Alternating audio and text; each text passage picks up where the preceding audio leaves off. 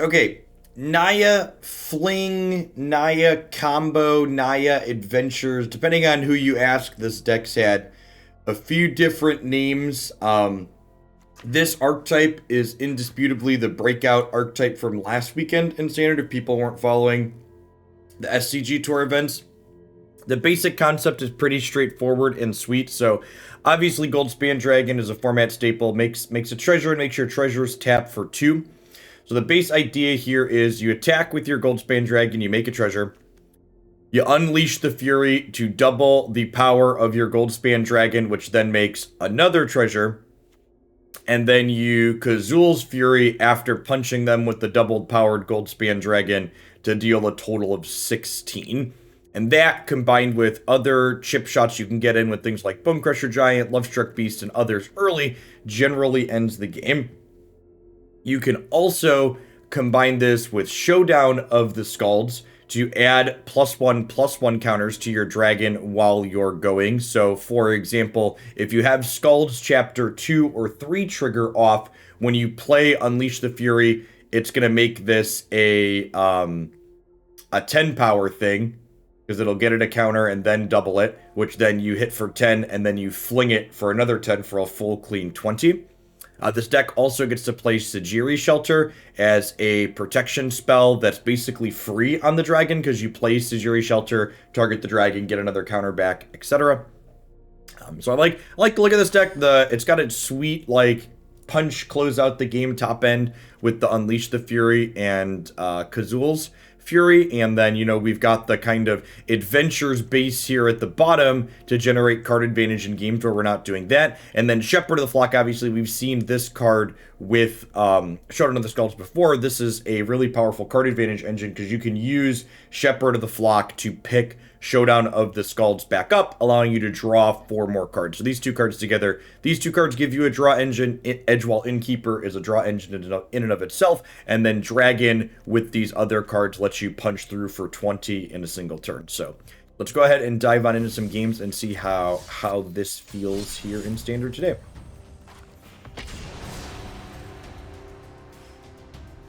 I saw your list, Seth. I don't know. Toolboxing doesn't really seem like a thing you want to be doing in Historic. The format seems too fast and linear for that. The only reason, like, Court of Calling was ever playable in other formats, and even calling Court of Calling playable as a stretch, was because you could use creatures as mana.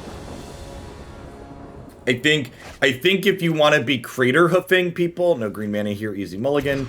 I think if you want to be Crater Hoofing people in against Yorion, I'm gonna keep double Showdown here rather than mulliganing again. I think if you want to be, this deck didn't just do well in a Japanese tournament, it did well in like all the SCG tournaments as well. It had a very, very good win rate overall. I think if you want to play Craterhoof Behemoth and Elves in Historic, the way you do it is you play Fierce Empath, because that's a card you can hit off of Collected Company, and then you just play one copy of the what's it called?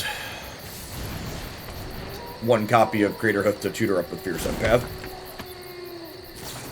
I don't know that Craterhoof is necessarily good in that style of deck, but if it was, I think that's how you approach building it for sure.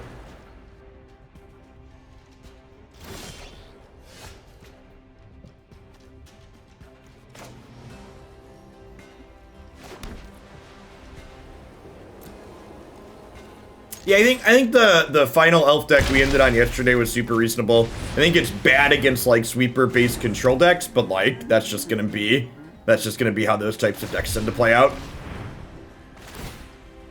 Boston, thank you for the 20 months and for the very generous tier 3 sub. I appreciate that. Welcome back.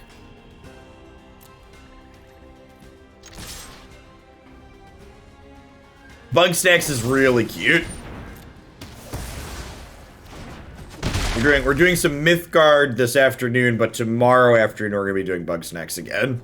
I'm looking forward to it. We have all of our colors here now, right? I can get second green, second white, second red.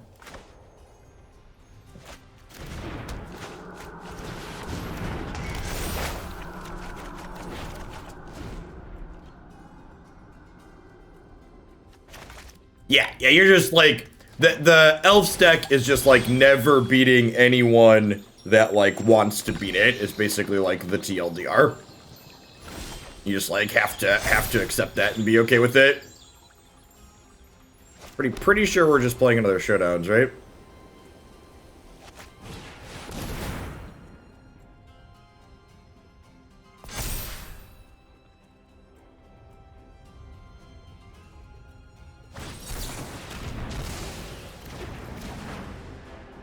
Rude.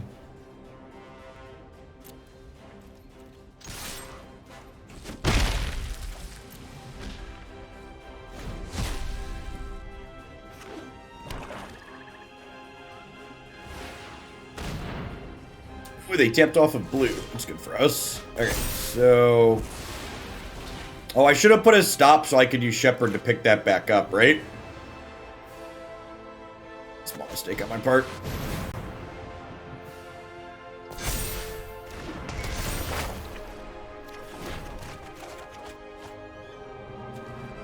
Okay, so we'll play this out. Really don't need more green.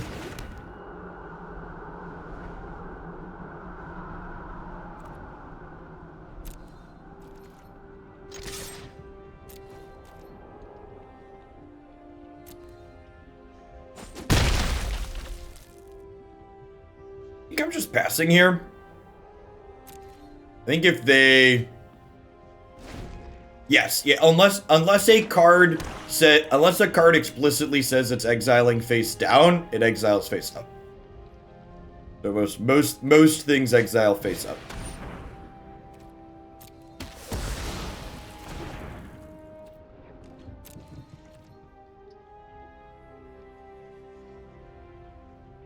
Am I picking up Skalds here? I think I am. I think there's a good chance my dragon dies next turn anyways.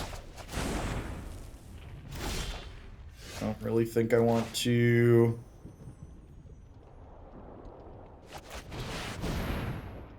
I don't think I really care about the potential counters I could get from it.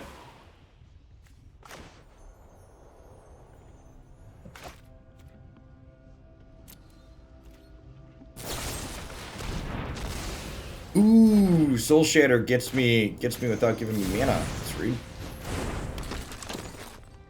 It's fine.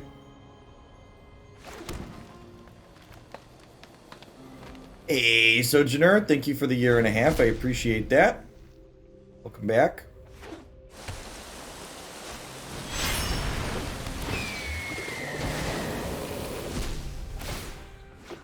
I mean, it's important to understand, Communist Cat Girl, that timeouts really aren't a big deal. A timeout isn't really us being mad at you. It's more us being disappointed because we know you could do better. So I think I definitely want to chop this down. I need to kill them before they can combo me. That's basically the TLDR. Think I'm starting here, and we'll see where we go.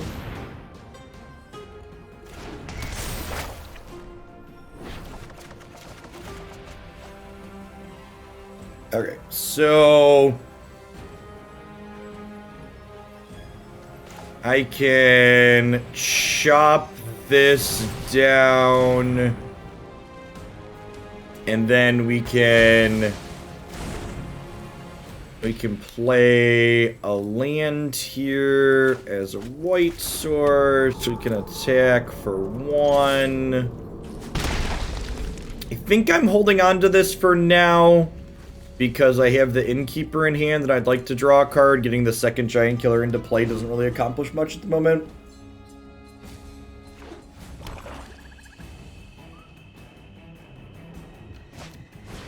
They're still missing Emergent Ultimate. The Sultai Ultimatum's triple green, right?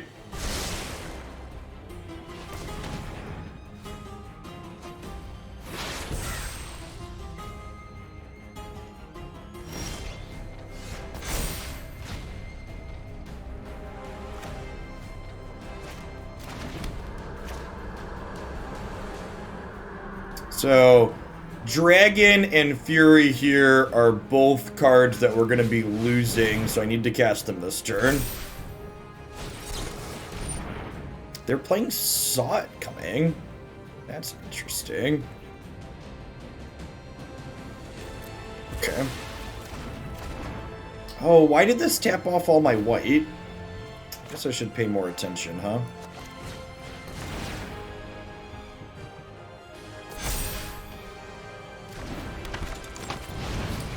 Could have played Giant Killer this turn. And gotten an extra damage and drawn. We wouldn't have drawn an extra card, but we would have gotten an extra damage.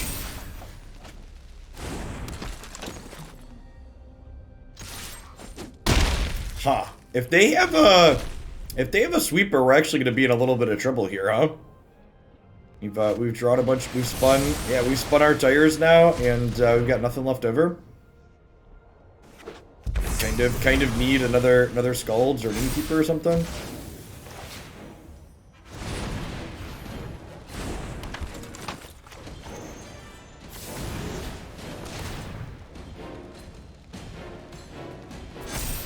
Sejiri Shelter's not a terrible draw.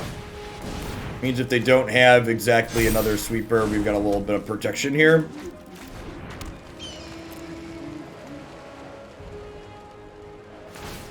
And they're still 2 green off of casting their ultimatum. Bottoms up, you love to see it. Dows! 50 months is a long time. Good morning and welcome back.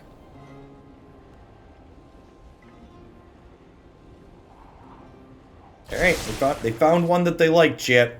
Hopefully it's just like a binding and we get to Sejiri Shelter and then kill them. This show is pre-recorded in front of a live Twitch audience.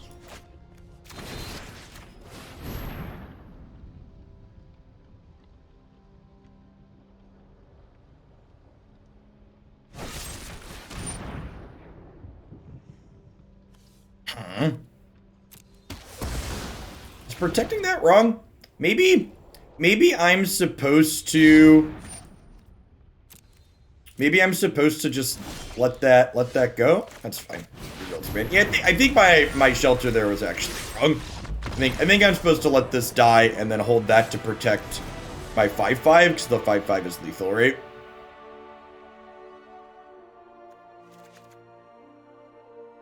Yeah, the new magic set's been really good, Slice. It's good to be back. Good to see you around again. This is definitely the Roiling Vortex matchup. The middle paragraph here makes their ultimatums very sad. Probably an Ox of Agonas matchup. I feel like I'm in for like another piece of card advantage here.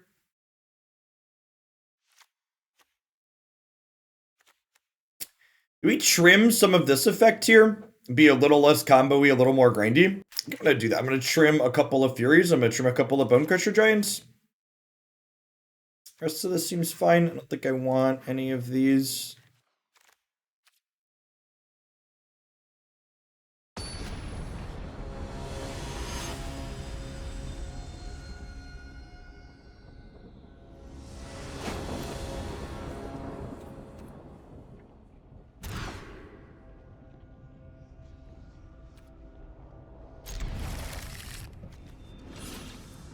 Need to draw a red or white source here, but this hand's very good if we get either of those.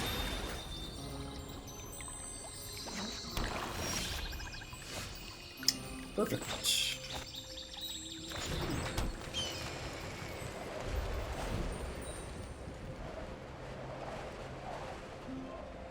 Doing your taxes yourself is pretty straightforward and easy. Listen. As someone who typically has more 1099s than there are months in a year, the tax software is very straightforward and easy to use. You just like fill in all the boxes where it tells you to fill them all in and answer the questions it tells you to, it asks you to answer. It's not tough. All right, would I rather get Vortex going or would I rather Lovestruck Beast? I think I want a Lovestruck Beast first to encourage them to encourage them to use like a binding on this. Well, that's unfortunate.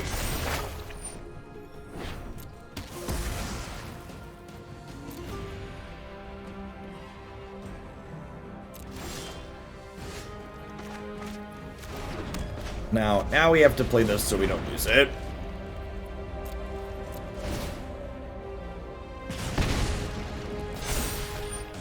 And if they go to binding this turn, we can pick it back up with Shepherd at least.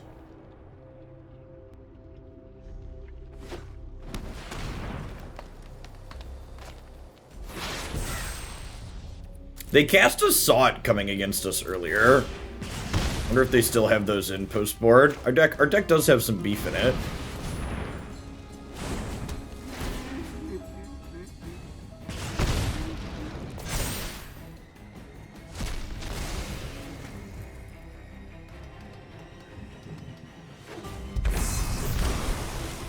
Yeah, if you only have 1040s and don't have anything complicated, there should be a number of pieces of free tax software that are very reasonable for you.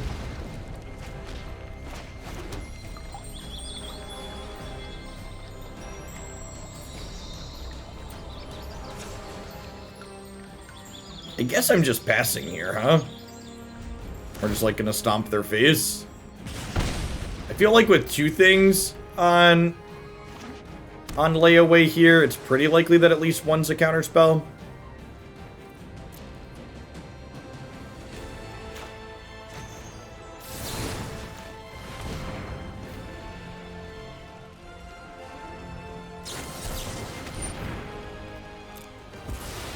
Honestly, with them knowing we have a Showdown here, I would bet that both of those are counterspells with that Saw coming being played.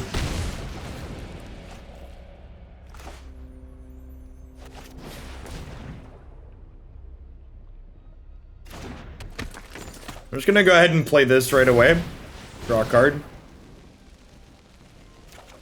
The fact that they countered that says to me that they have another.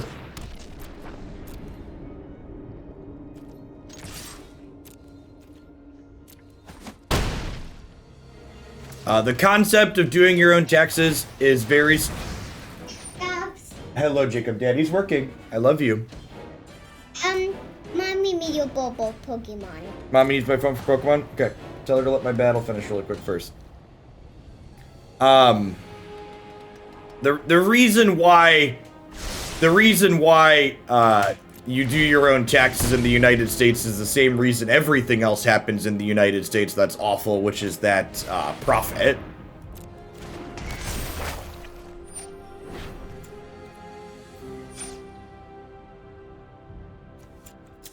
I'm going to try to Shepherd of the Flock this back to my hand, because if they counterspell this, I get to resolve Showdown.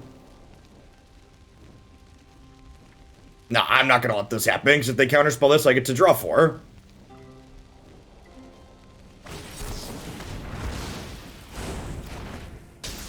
This is fine.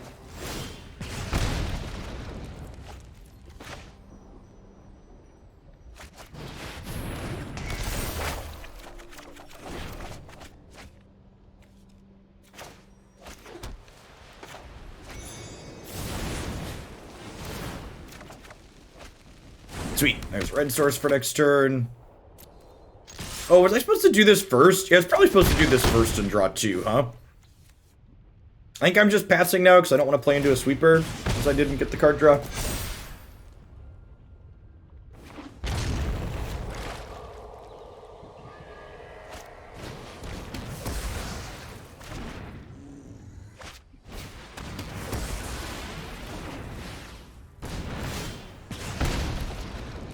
They're dead, right? We go Innkeeper, put a counter, play this, double the power.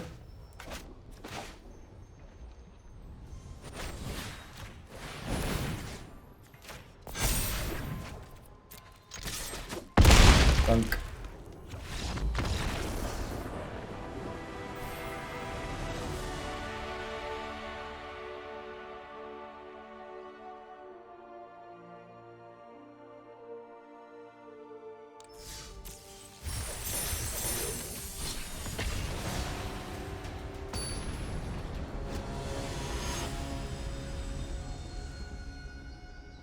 Yeah, this deck's got a lot of neat things going on in it. A lot of neat ideas. And like the core of cards that it's playing are just like obviously good cards from Eldraine. So like the floor on how bad it can be is pretty high. I like that it gets to play 28 lands with 8 spell lands.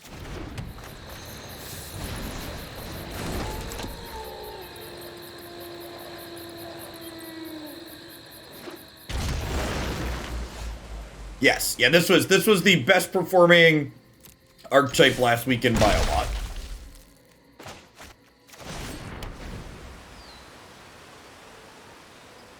It was also brand new though. I'm really sad there's no SCG tournaments this weekend.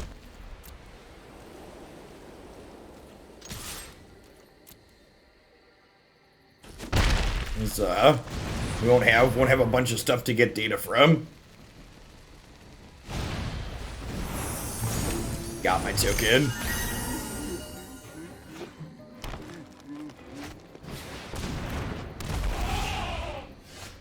Come on, opponent. Haven't you ever played against adventures before? We always have the second Lovestruck Beast.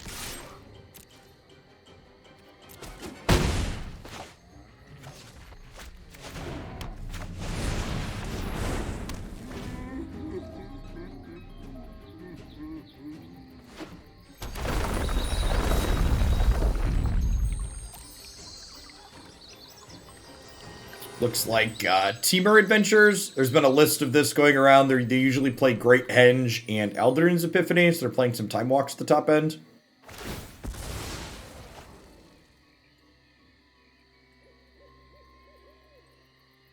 If they have a Stomp or another Brazen Borrower here, I think we could be in a little bit of trouble if they kill our 1/1 again.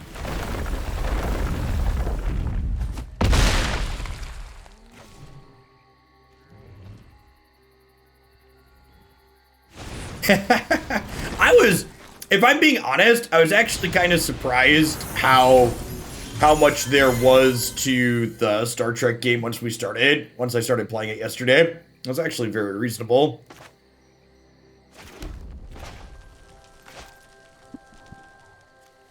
So I want to leave a green open here because I'm trying to hit another Lovestruck Beast or an Innkeeper to be able to attack here.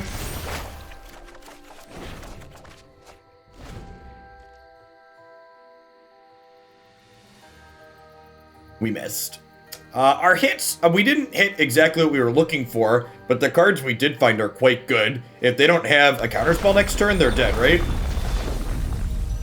We did, yeah, we cleared both my goals for the Star Trek thing. We'll be adding a couple of tournament weekends in. SCG's actually off this weekend. I didn't realize that when I first tweeted. So, obviously, I won't be playing an SCG tournament this weekend. I'm going to take a peek at MTG Melee and see if anybody else is running anything this weekend to do, but we might have to wait a weekend or two. Silly Cheese! Thank you for the 25 months. I appreciate that. Good morning.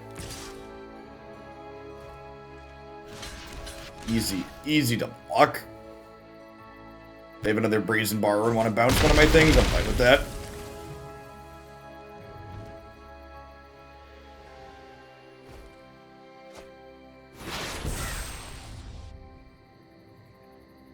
Alright, so pretty sure this is a Salt coming. It could be a what's it called, I suppose. A Time Walk, but it's probably a Salt coming. Oh.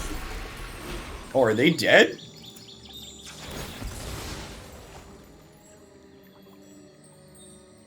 Oh, why didn't I play my land from over here? Because I'm dumb? I think it's because I'm dumb.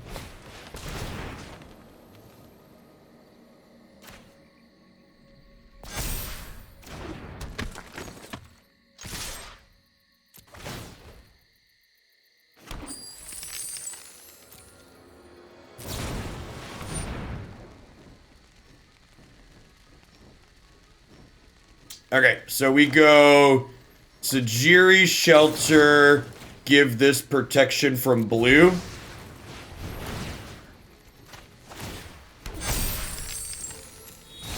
And then we go double your attack, and this is like the combo the combo aspect of this deck.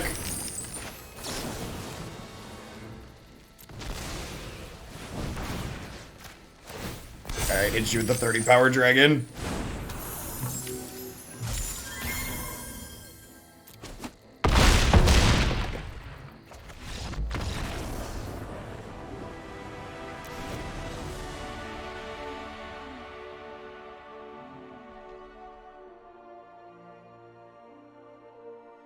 That was, man, this deck, I see, like, playing just a few games with this, I see why this deck did well last weekend. Like, the things we are doing feel genuinely powerful. And, like, we're getting to do them while also playing the adventure core here.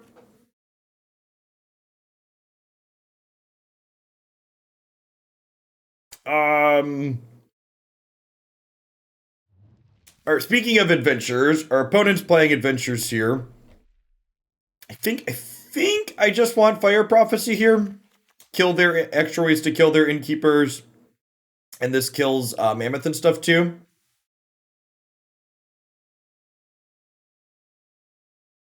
Kills Bonecrusher Giants on their side also. I think I'm trimming the Flings or the Furies.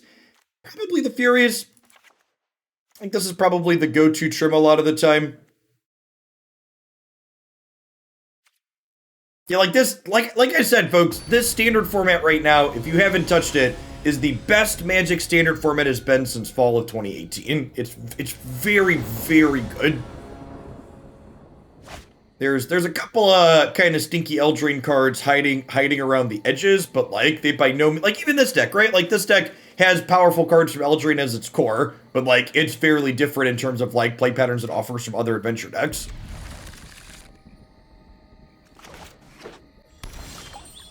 To other people too, people say don't try and drag me back in to give you a little bit more of a sales pitch too. Historic's also very good right now.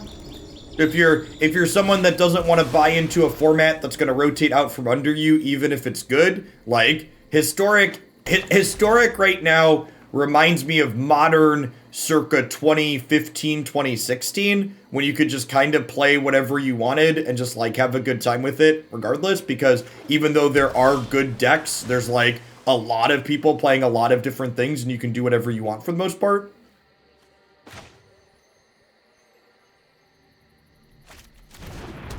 Like, remember, Historic Sands of Ban list is never going to rotate, so, like, if you build, like, a B-list Historic deck that's reasonable and fun for you, like, you're literally going to get to play it forever.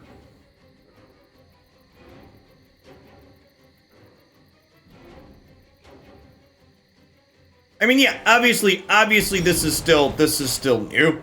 And I'm by no means one to make a claim like, oh, standard is fixed forever and everything is hunky-dory and there's never going to be a problem again. Like, I'm not going to tell you something like that, because that just wouldn't be the truth. Yeah, I agree. Navier, Historic feels like when we used to say in Modern, every deck's a 3-2 deck. Big agree. Ooh, did they sequence wrong here? Are they going to play a land and I'm going to get the Giant Killer this? This is huge. This is a big mistake. Hey, Dr. Chewbacca, thank you for the brand new Prime support. And there's a ton of great people you can send that to every single month here on Twitch. Thanks for sending it this way this month. Griffinson, checking in for the 34th month. Welcome back.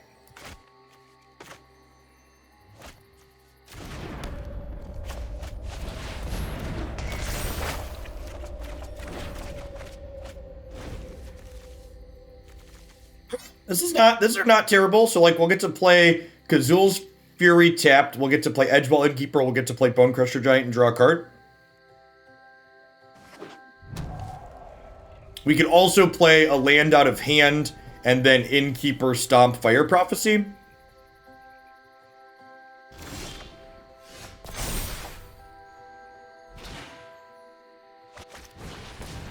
No, Wizard of the Coast has given the exact opposite impression. Historic is expressly a digital format. So Historic is not coming to paper. We expressly know that to be fact.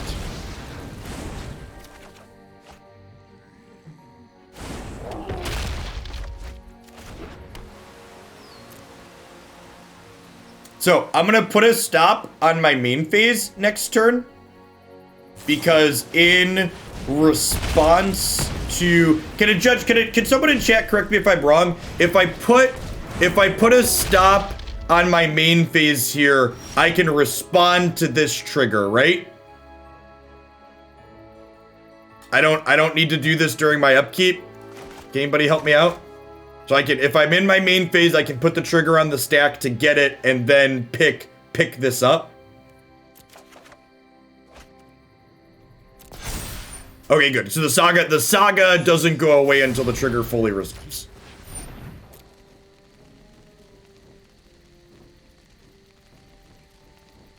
They could have a negate here.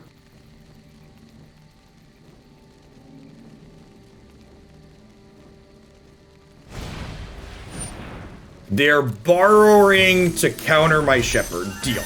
Resolves.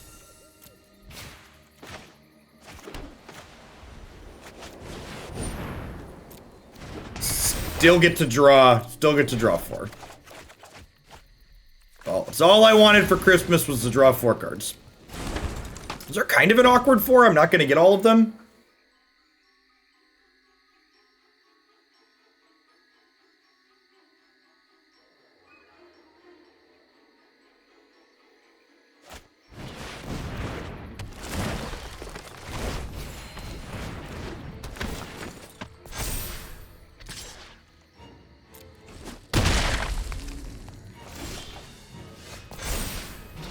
Okay, so if I Goldspan Dragon, I can play a land and then play a Showdown.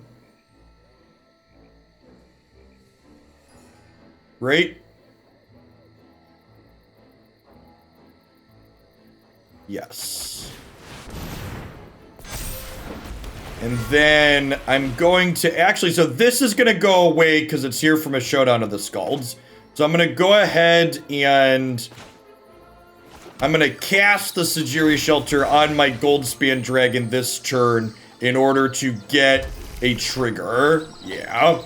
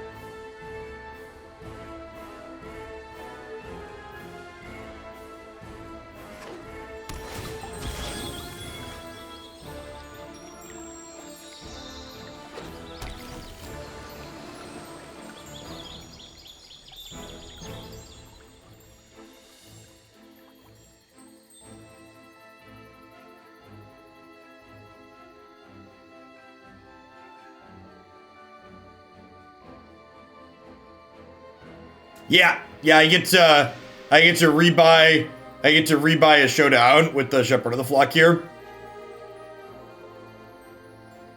Arena sound design in general is good. It's a little bit sparse. I wish the cards had more voice lines like Runeterra, but the sound design that Magic Arena has is good. Yeah, I want to put that stop here again, so that way I can run back that Shepherd of the Flock, pick this back up during my main phase after we get the trigger again.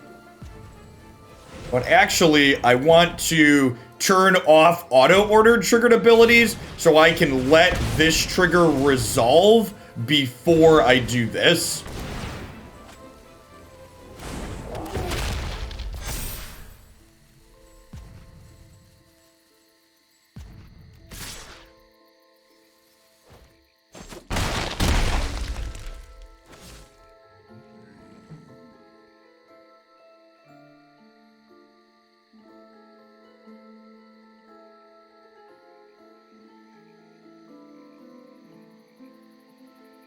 Yeah, the Kaldheim board is definitely my favorite. It's really good.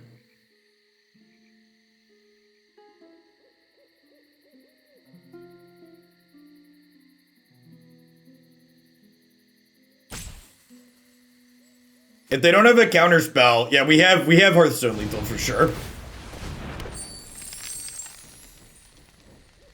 So they're dead.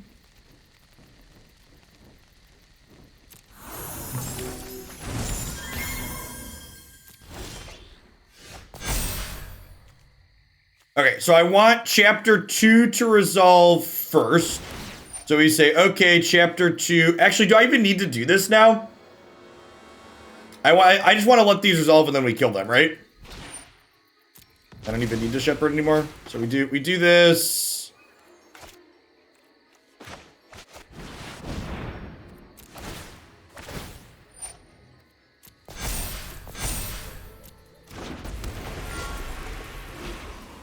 And then, actually, I can... This is actually really cheeky. So I can sack this for 2... For 2 white? That doesn't matter. There's a lot of ways to eat this Rhesus, chat. So I do this.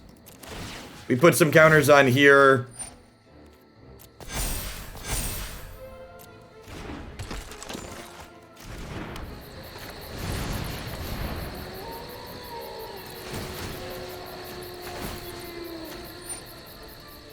Oh, wait, did I just do that wrong? No, we're fine, right? We're fine. Okay, yeah. So we attack with these. We get a treasure token. I could have also given this protection.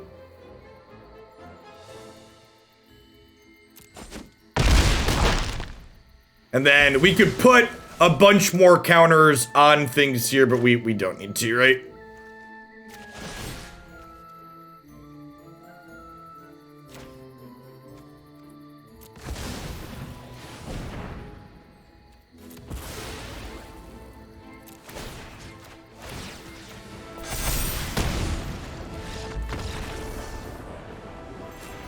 Man, the wins with this deck have been really impressive so far. Yeah, like they've been real good.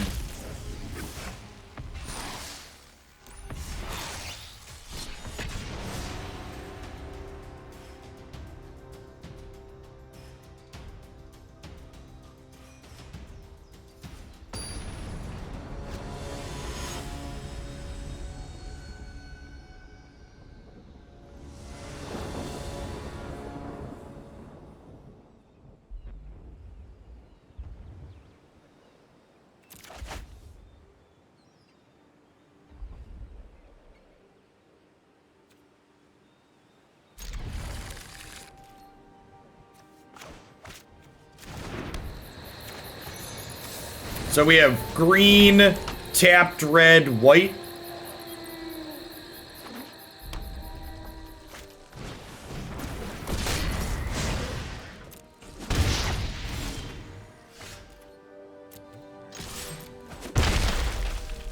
I think for the purpose of playing on curve, I'm supposed to expose this to a removal spell here. Because, like, there's no way I'm not playing Lovestruck Beast next turn against the red deck. I like how this got the attacking arrow before this was even in play.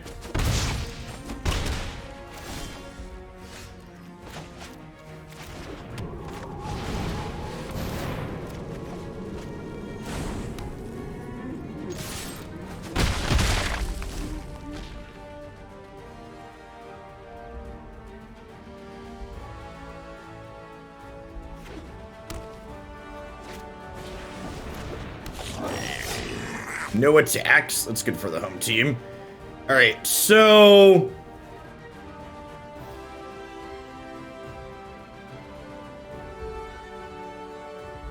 with no attacks there, I'm kind of inclined to just like play Kazuul's Fury tapped and pass. I could just play Shepherd and hold up Flock. Honestly, I could play Giant Killer and hold up Flock and play a tapped land, or hold up this and play a tapped land. I think I like that line. Just like get another card draw from Innkeeper guaranteed.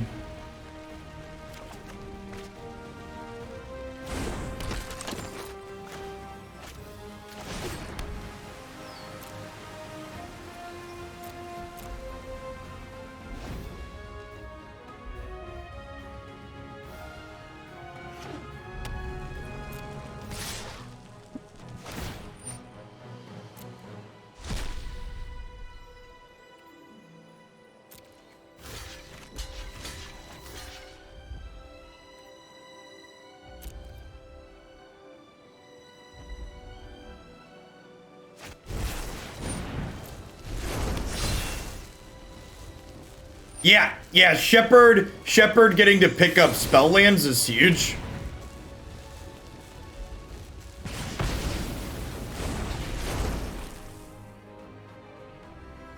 You have a rim job knight? It's unfortunate.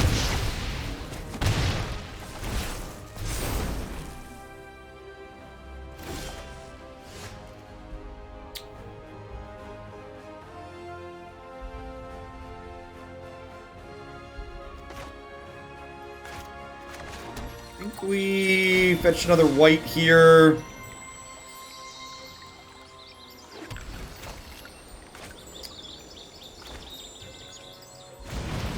Do this, draw a card. You know, maybe I'm supposed to leave up white here, actually.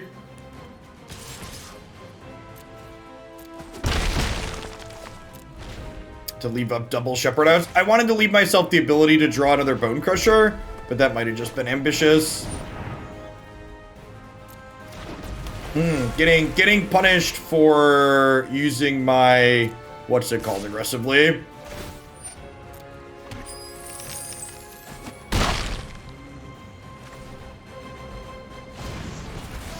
Yeah, getting punished for using my, cantripping my, chop down aggressively. Huh?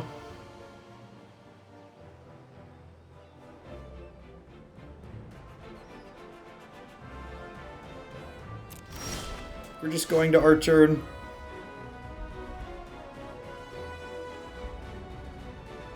Hey, Elvish Rage, thanks for the 2/3 of a year. Welcome back.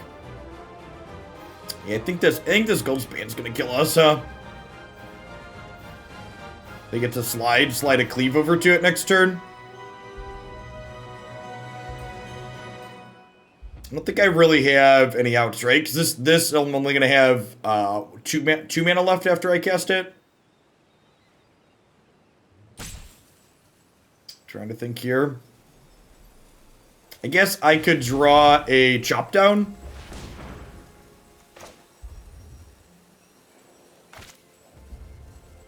Oh, ha!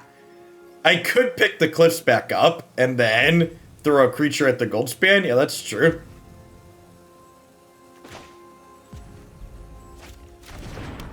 We did just talk about that.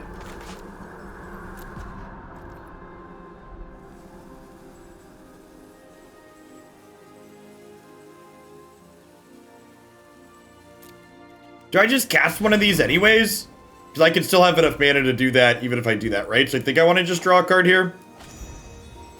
Maybe I'm supposed to have attacked there, actually. Yeah, I'm probably supposed to have attacked there.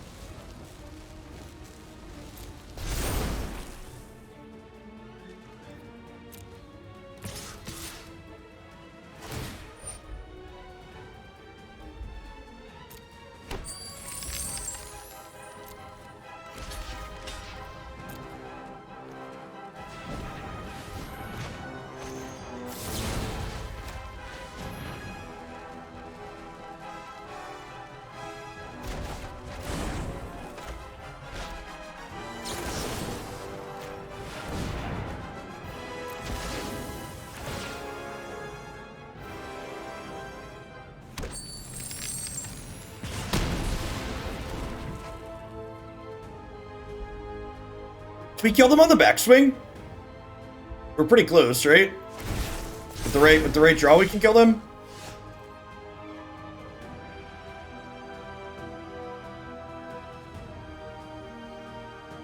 So they block here.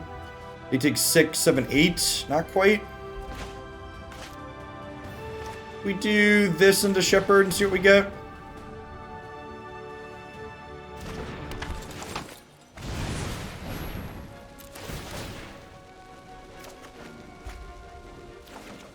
Okay. Okay. Are we winning this game? I think we might be winning this game.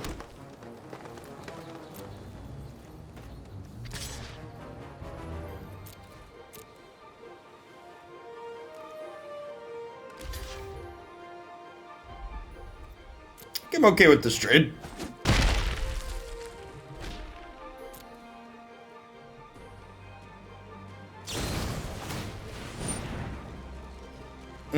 Okay, so opponent played that well. That's fine. Yeah, if they don't draw another dragon this turn, we should be okay.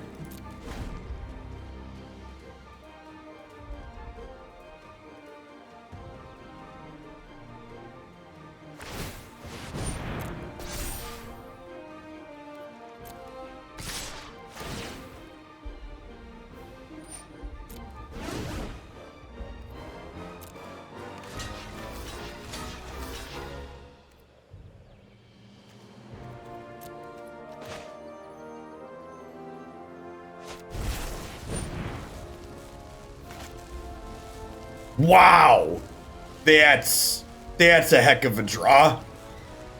That's brutal. I don't think we have anything we could do to play around that one, right?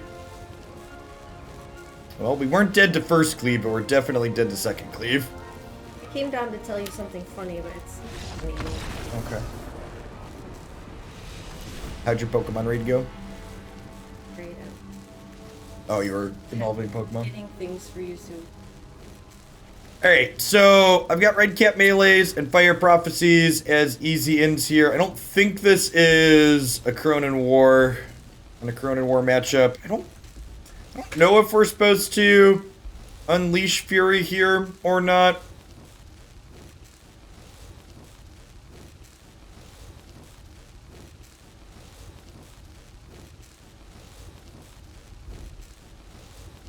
Yeah, but stomping the knight pre-combat isn't correct because then they get to just attach the cleave already in play to something else, corrosion. So that's not the correct play.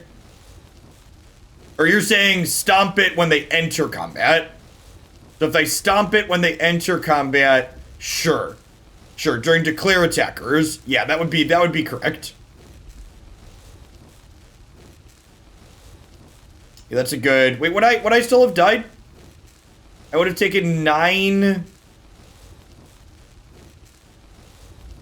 math. I would have taken 9 and 1. I would have taken 10 and gone to 1. Okay.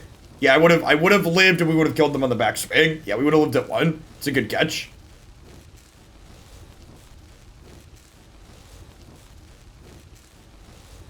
Hasbro has always owned Wizards of the Coast. Not always, but for a very long time Hasbro has owned Wizards of the Coast.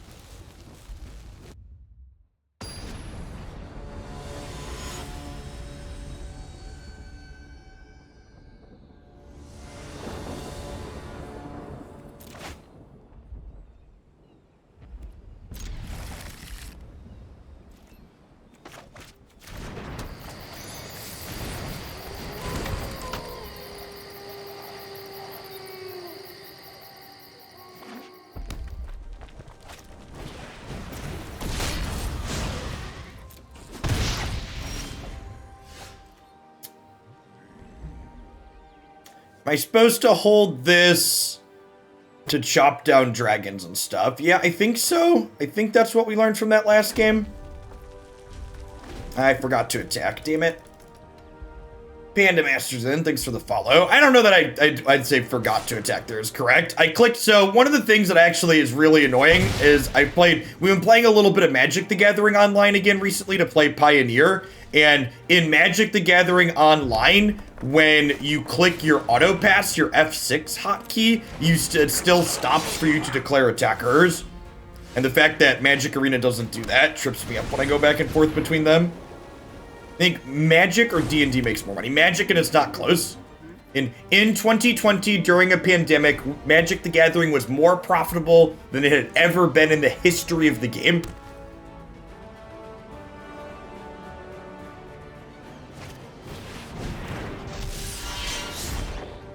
I'm pretty sure there's like a 0% chance the game that just sells books is more profitable than Magic the Gathering.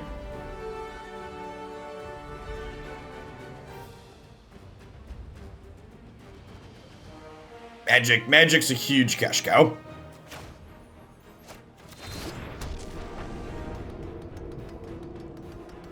Gambling companies make a lot of money.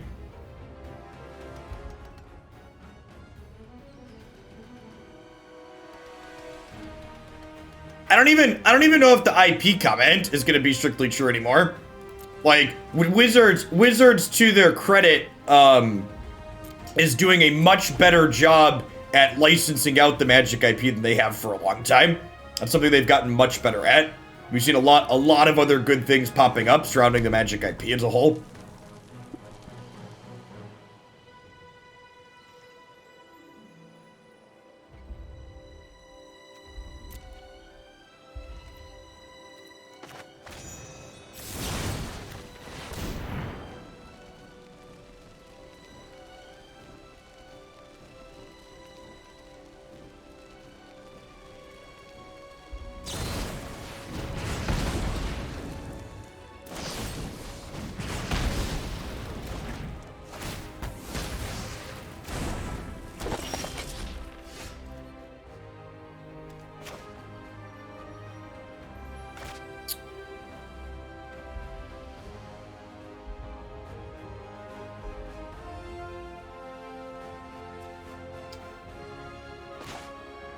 Can we Showdown here and try and draw some cards? See what we get.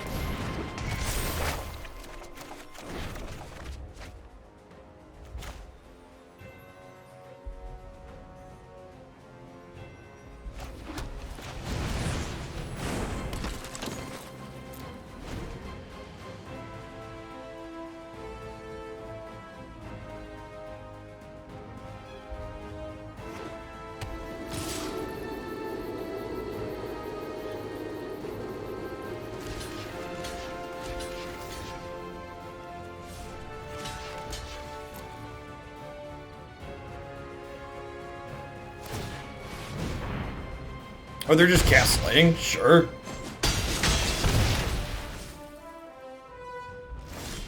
That seems good for us.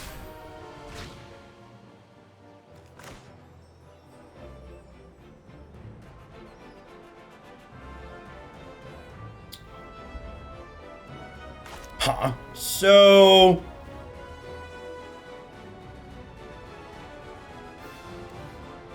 I think I want to go on the offensive this turn. So if we dragon and then attack, we can stomp and make a Lovestruck Beast token. I'm going to lose this Skalds, but I think that's fine.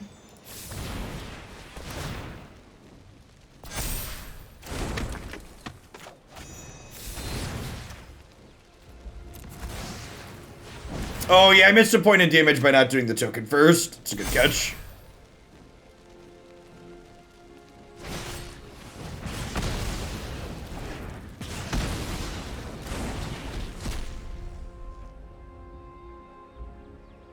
See if that comes back to bite us.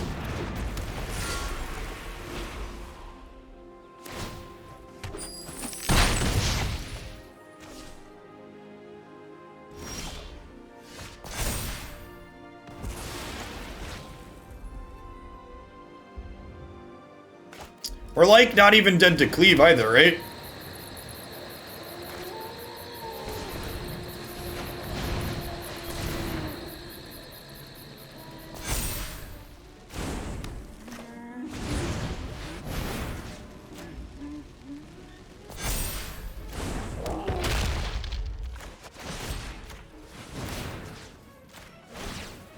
You know what? It might be right to save this Redcap Melee. Because, this line that I've taken now means I'm dead to Goldspan Dragon plus cleave out of them. Second Goldspan Dragon plus cleave. And they only have one card, so I'll have to draw one of those two. But if they have Goldspan plus cleave here, we die.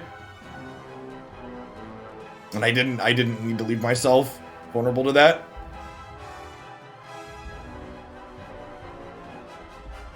How does holding up Redcap Melee play around Akroan War? Can you explain?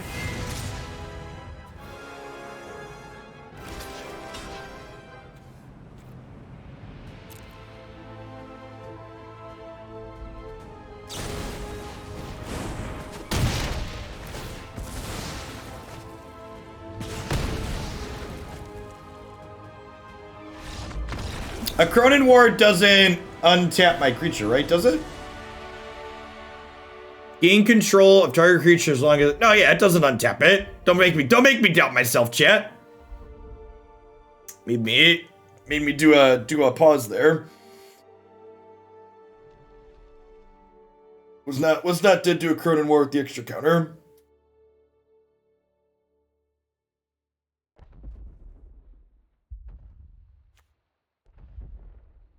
What's the Archon for? Mono white?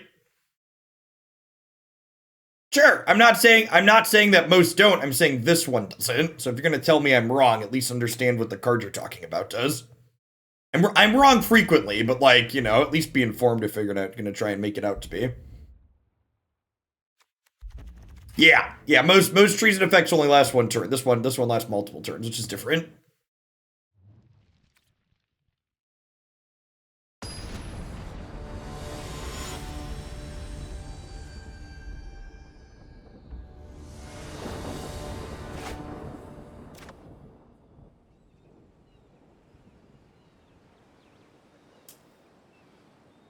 This has got to be a mulligan, right?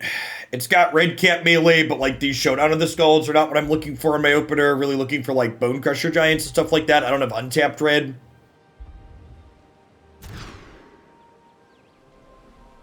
Yeah, like this is good. And I think we actually bottomed the dragon here. Because like, Skalds is fine if it's followed up by like reasonable interaction. That's fantastic. Okay, so I'm pretty sure we just play this tapped. And then we can go Pathway Stomp, Pathway Giant.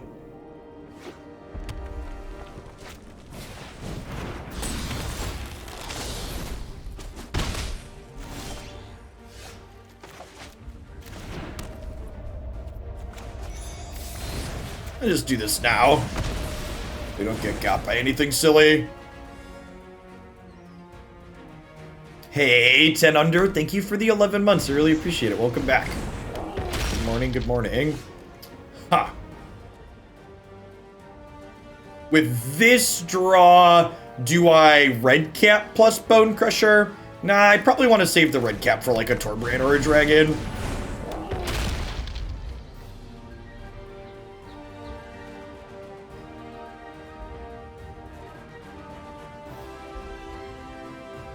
This blocker's not great against Frostbite, though, if they have one. Super happy with that trade. Wow, no plays. So no plays here means they, like, 200% have a dragon next turn, right?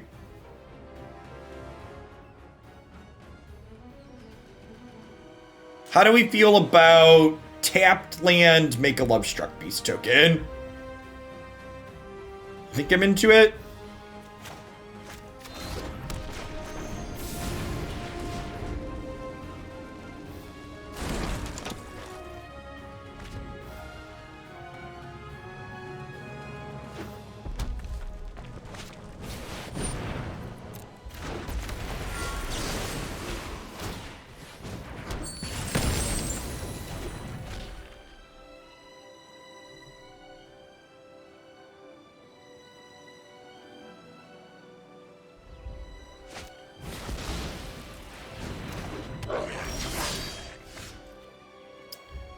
That's not a terrible pickup. So do I just go Innkeeper Beast here now?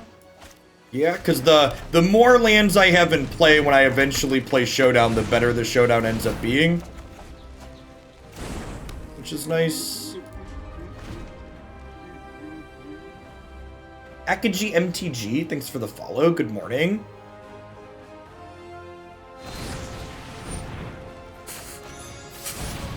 Welcome to Blowout City, Mr. Bonecrusher Giant. Population U.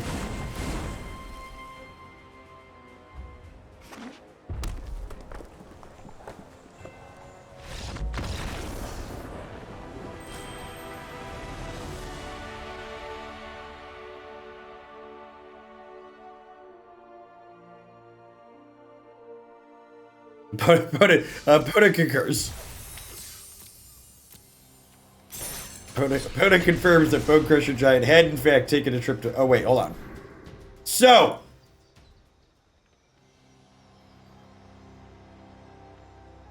Hey, good games, Baka Nation. Good luck with the rest of your lettering today. I messed up the first game real bad. Magic the Gathering is having a full set for Lord of the Rings. Warhammer 40k something or other. WotC made $800 million in revenue in 2020. WotC is into its own Wizards and Digital division.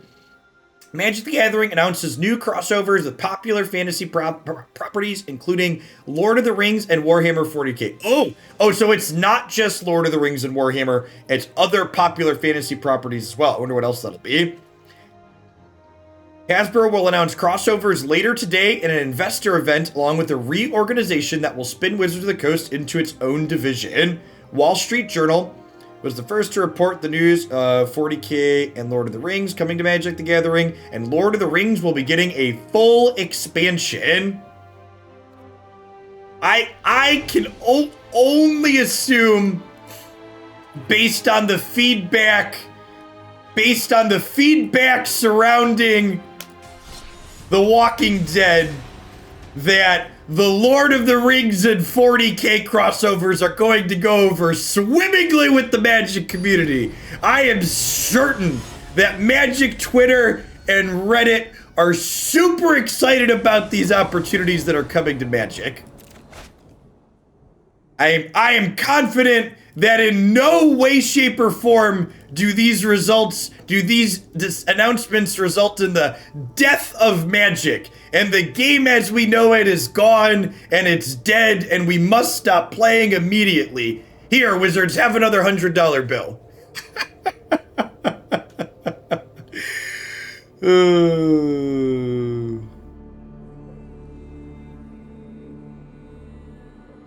What am I doing? I think we're mulliganing this, right?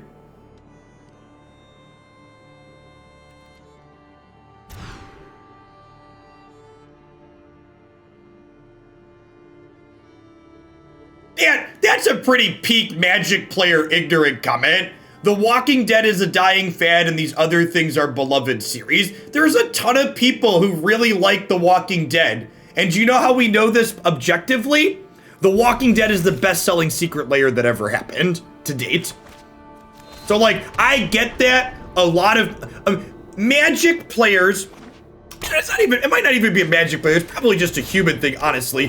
Humans don't seem to be able to understand that just because they don't like something and people they immediately know don't like something doesn't mean it's not popular. It's very, very silly.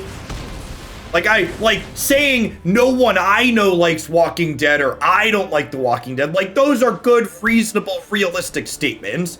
The idea, though, that inside of your echo chamber this thing isn't popular, that means it's not popular anywhere, is just very nonsensical and silly.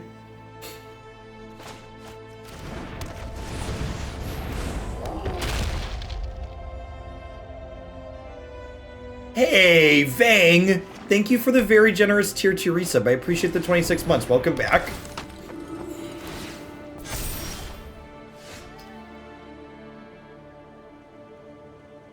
Okay, so I think we start by attacking for 4.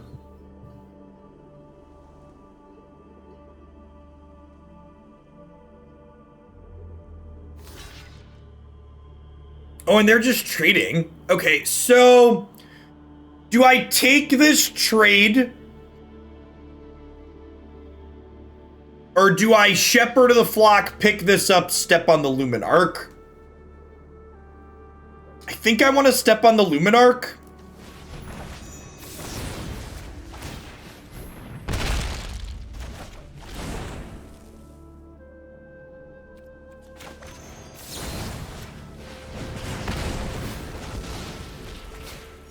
I was just attacking because I thought it was a free attack. I think we need to take this off the table before it gets too much value.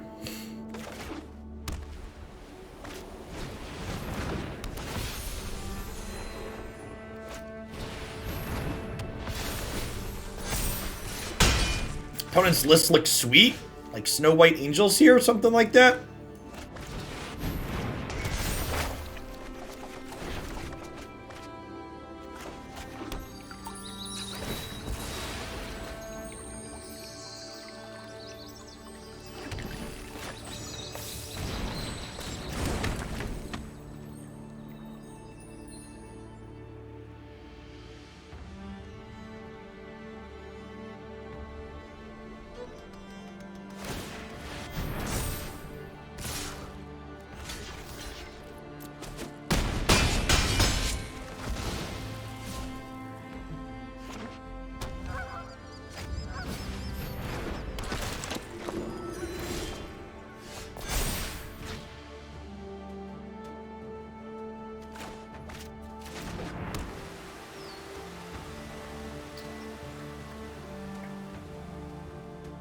So if I play an attack with this, I can play one thing out post-combat. I block here. I take 3, 4, 5, 6, 7, and I don't die. I can also play Edgewall Innkeeper and then play Giant Killer plus Bonecrusher Giant out afterwards.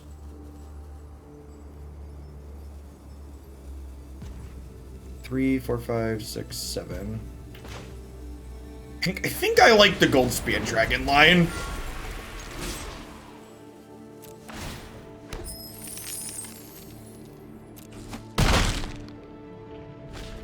Oh, I missed a point of damage, right? Because I have my second trigger on Showdowns already. I keep doing that.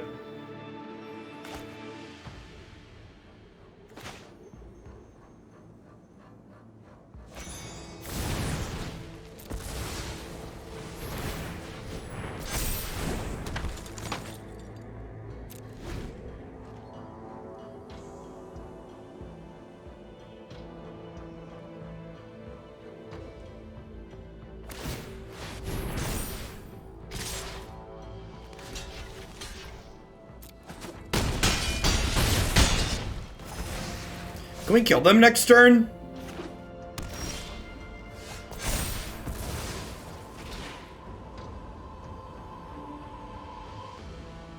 Okay, so I can Innkeeper.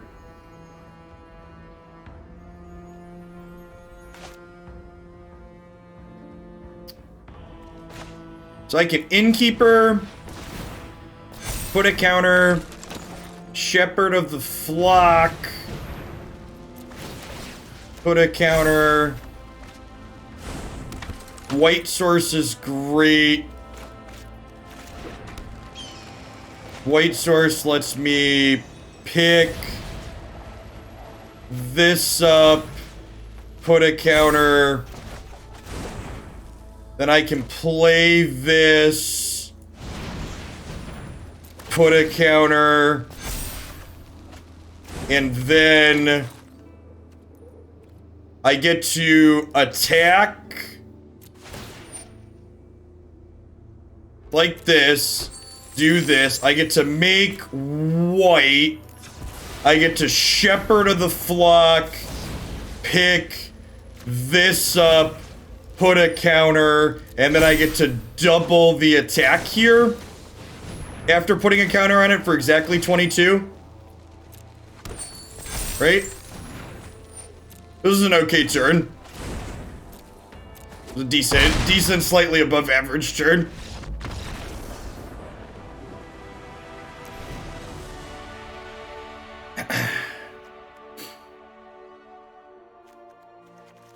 Little bit above average. Yeah, people, like, that's one of the questions I think a lot of people have when they look at this deck list and they go, well, why are we playing Unleash Fury instead of Embercleave? And you see a turn like that, and you're like, that's why we're unleashing Fury instead of Embercleave, eh? Like, that was disgusting. Yeah, the Showdowns there, just like powering it up. That's not Embercleave with extra steps. That was much better than Embercleave would have been there, right?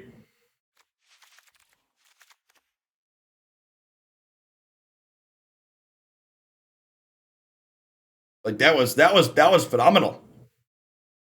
It was much better. All right, so I want Archon of Absolution and I want Fire Prophecy.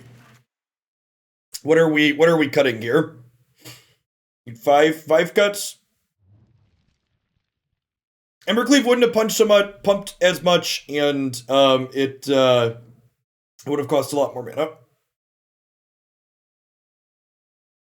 David, thanks for the follow. I was looking at a lot of these Naya lists, and some of them are playing 1 to 2 cleave on top of the Unleash Furies. I didn't fit them in because I wanted to play all 4 ofs in the main deck, but I don't hate that in general.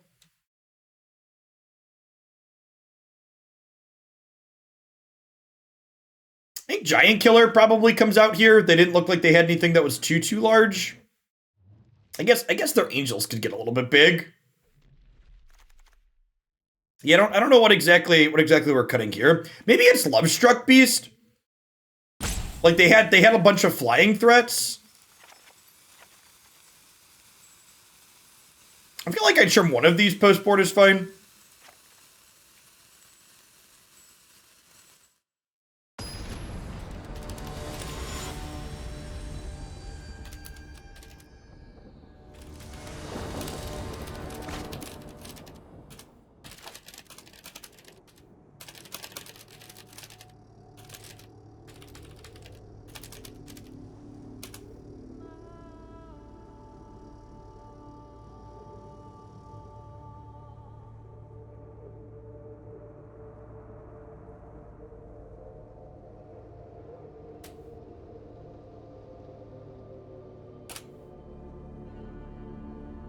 Let's add a command about the IP crossovers. I feel like we're gonna get that question a lot. Jeff thinks the Magic IP crossovers are great and are going to make Magic a boatload of money.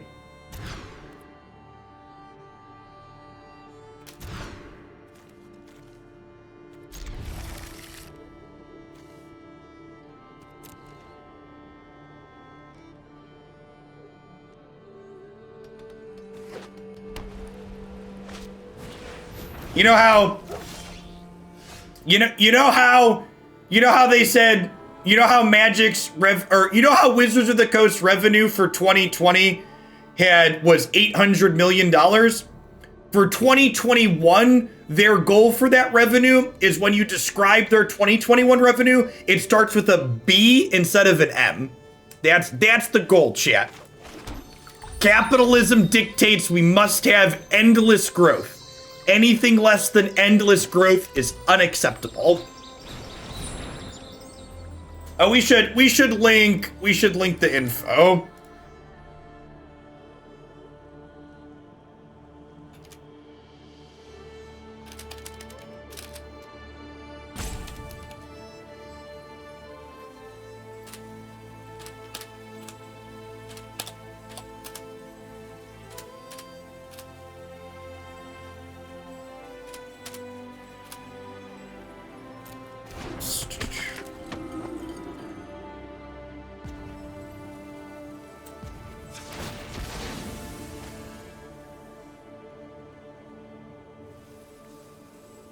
$2020 was the most profitable year for Wizards of the Coast. Most profitable year they've had.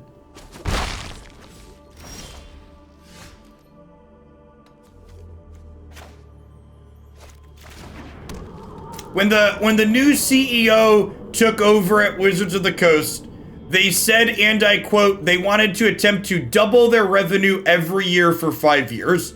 I believe they're looking like they're on track to do that.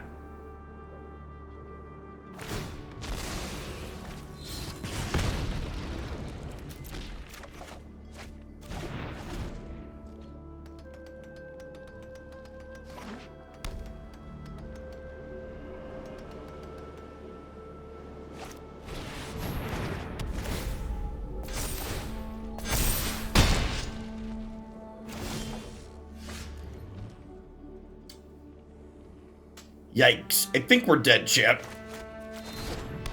Yeah, definitely. I left the giant killers in, and that was definitely right, seeing how this game is going. All of these games exist to make money. Magic, Hearthstone, Runeterra, League of Legends, Dungeons and Dragons, they all only exist to make money. You can enjoy them, and you should enjoy them. Games are fun and should be fun, but, like, understand that that is, in fact, the reason they exist.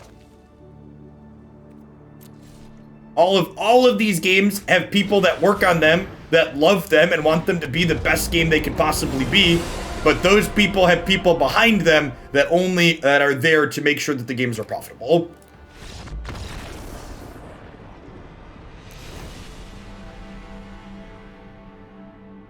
We died. I think I'm happy with how I boarded. Our hand was a little bit awkward and we died. I think that's fine. We'll hopefully have some more Bonecrusher Giants and stuff on the play. There. We had one removal spell and they had a protection spell.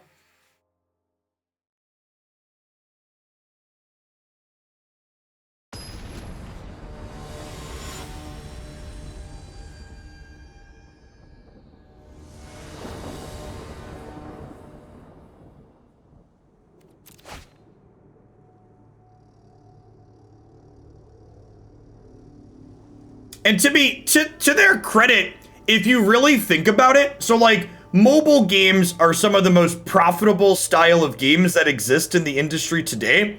And like mobile games exist and are profitable because they're a game as a service basically. And card games, if you think about it, the way they do expansions, card games are kind of the OG game as a service, right? When you think about like what card games offer and how they offer it. It's keepable. A giant killer at least. I could see an argument for mulliganing this, looking for our sideboard card.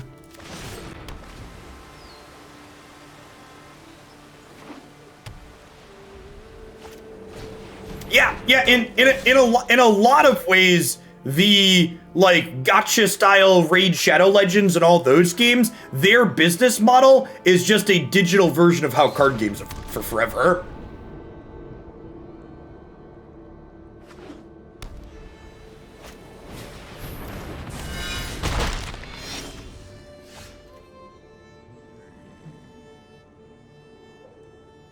I think I'm just Shepherd of the Flocking here. This stream is sponsored by Raid Shadow Legends. We have been several times in the past. And for people that are new to the channel, like, I use Raid as an example not only because it's an advertising meme, but, like, I play an unhealthy amount of Raid Shadow Legends. Logged probably triple-digit hours in that game at this point.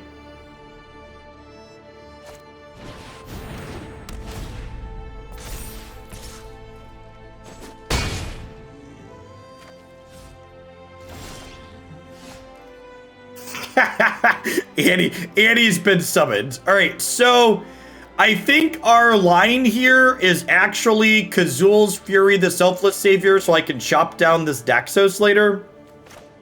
It ain't an exciting or a good line, but it's what we've got.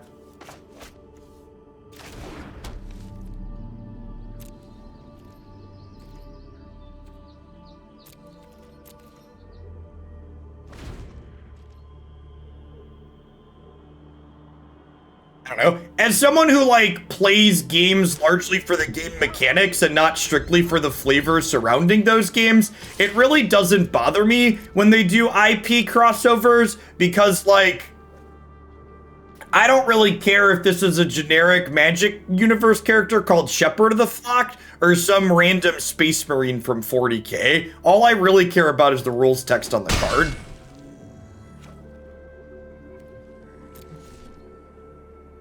So long as the rules text on the cards is generating interesting, meaningful gameplay, I'm pretty okay with whatever they want to do.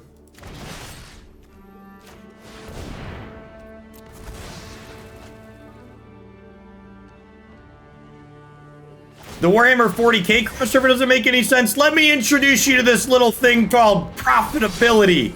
It makes complete and total sense. I think we're dead here, chat. We're just gonna die to this Legion Angel. Shit, I don't care. That's such a good line. I don't care if this is a Shepherd of the Flock or a Shepherd of the Glock. So long as the rules text is interesting and the gameplay it generates is fun, who cares? And for the record, I understand that there are people out there that are super invested in the Magic IP and they feel differently from me, and I am not saying that my feelings represent everyone.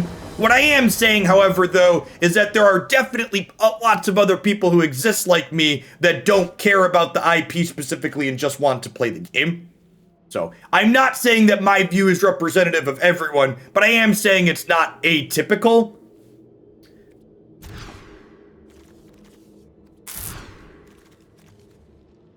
Well, these are some Hands of Magical cards.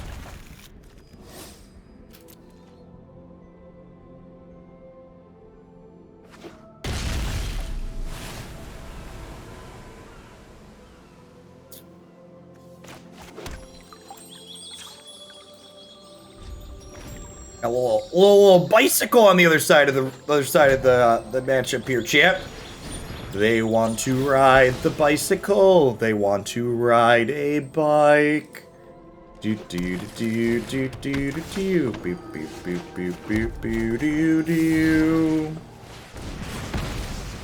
Now I want Star Wars Magic cards. I'd be very surprised if we don't get there eventually. Listen, chat, if we're getting Warhammer 40k, all bets are off, nothing is off the table. If we don't, actually, yeah, speaking of Marvel, if I don't get a superhero set at some point in the next 2 to 3 years, I'm gonna be incredibly disappointed.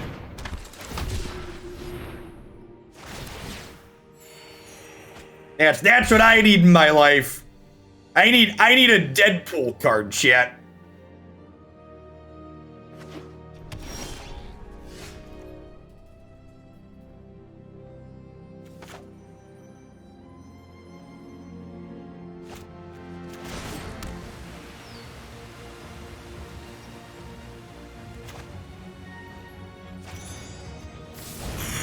We can get black bordered My Little Pony cards.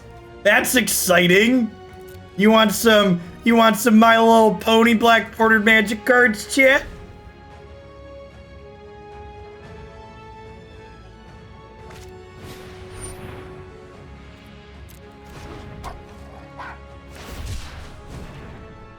Magic becoming the Lego of card game sound slayers. That's a great way to put it. It would be the Lego of card games, where they just like have every IP inside of it.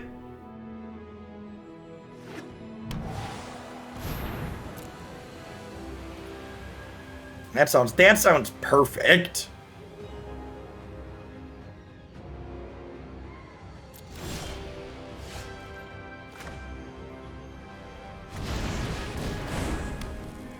And this is like exactly the style of game the cycling deck wants to play, where like they've stalled the board.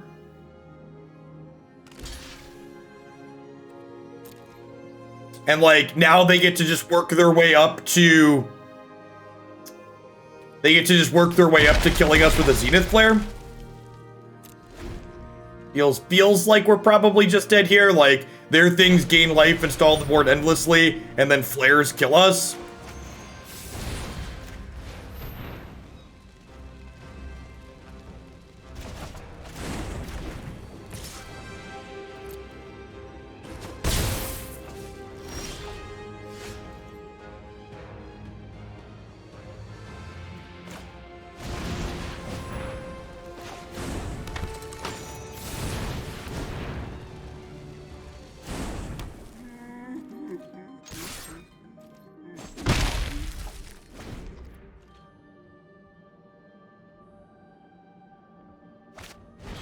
Man, I've generally been making a point to stay off of Twitter, but man, I'm gonna have to really make a point to avoid. I should probably just go mute everything Magic related proactively on Twitter here shortly. There's no way things aren't that was a good draw. There's no way things aren't a total dumpster fire after this set of announcements. Sorry, excuse me. More of a dumpster fire than usual.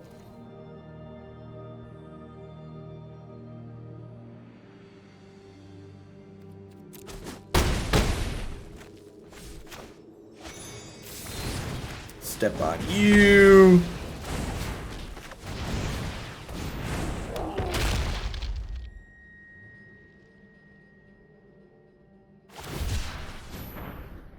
Mila, thank you for the 61 months. That's over 5 years, chat. Mila has watched my children grow up. You've seen this been a paper card game stream, and a Hex TCG stream, and a Legends of Runeterra stream, and a Magic the Gathering spreadsheet stream. They've seen some stuff, chat. They've seen some stuff.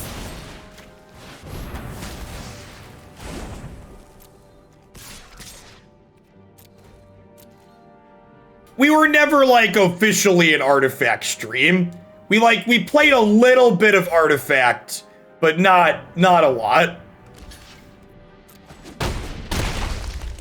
I have standards when it comes to the games I play, so we didn't play a lot of Artifact.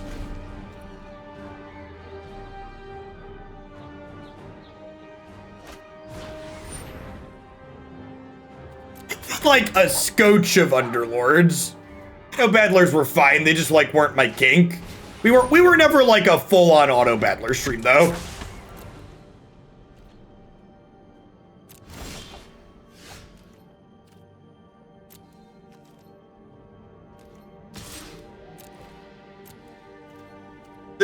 The number one thing Artifact taught me as a game is whose opinions I should respect when it comes to talking about what games are good and what games are not. Noxious Live, Professor Nox, for example, is someone who I will always hold their opinion in high respect regarding what games are good and what games aren't, because he was one of the only people in the industry that was like, yeah, it sucks, Jeff. Like, there were so many other creators that were just like trying to hitch their content rocket to Artifact and ride it to the moon despite it being a terrible game.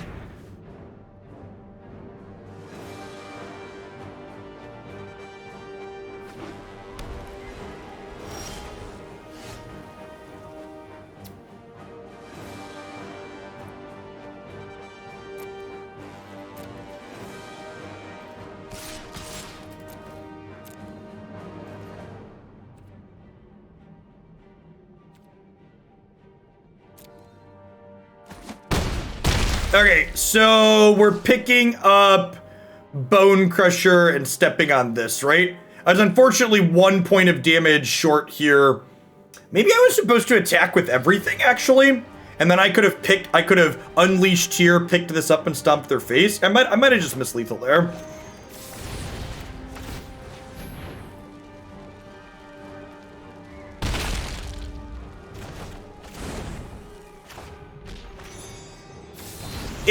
If you think Artifact had wasted potential because it had a really good game client, I would heavily encourage you to check out Mythgard that we've been doing sponsored segments with. We're going to play at the end of this stream again. Mythgard is the only digital card game I have played that comes close to Artifact. Actually, honestly, Mythgard probably has more than Artifact at this point in terms of software features. Just like the list of things. Am I gonna die to a Zenith Flare here? Probably. It's a 12. So they could go cycle. If they cycle, flare, I die because of the Drennan Singer.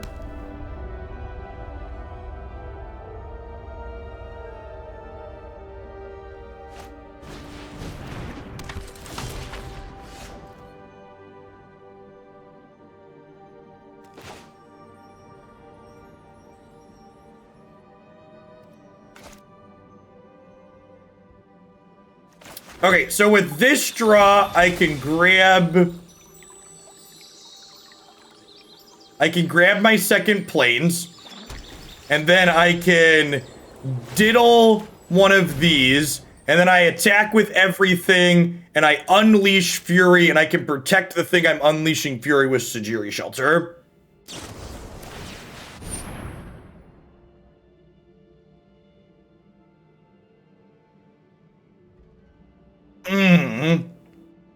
Well,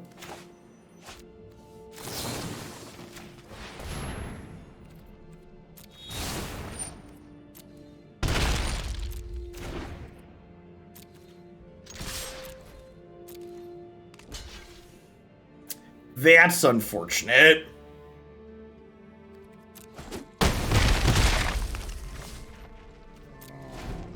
Yeah, like I said, I would expect this matchup to be bad for us. The cycling deck just, like, gets to stall the board like this, then eventually kill us with Zenith Flare.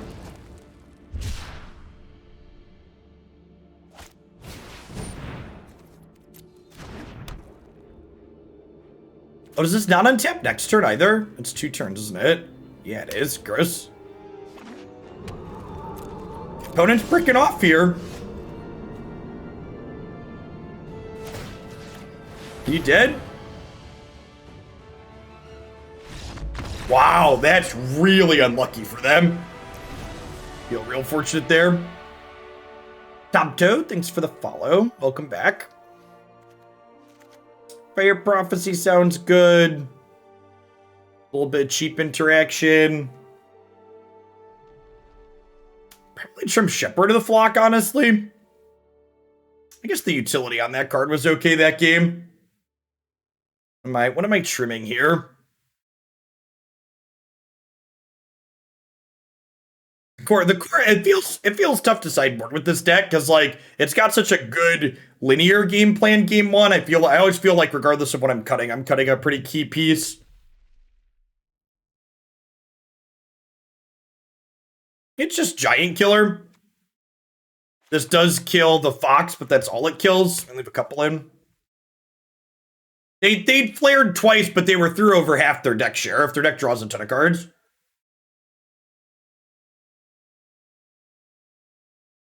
How are my kids handling Zoom? They're 7 and 5, so like it's a challenge.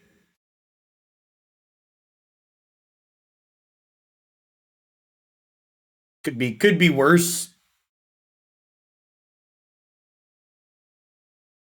I can see Archon being okay. Archon taxing all of their tokens to attack us. They do frequently go wide. How's the baby handling Zoom? Haley loves video calls. She does video calls with my mother-in-law quite frequently. They get along swell.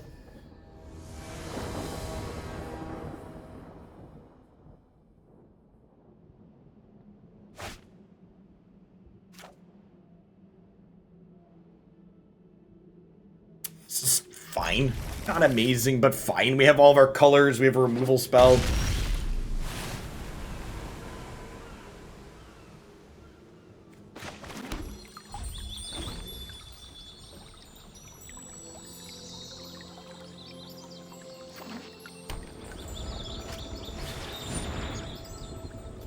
Improbable Alliance is kind of scary.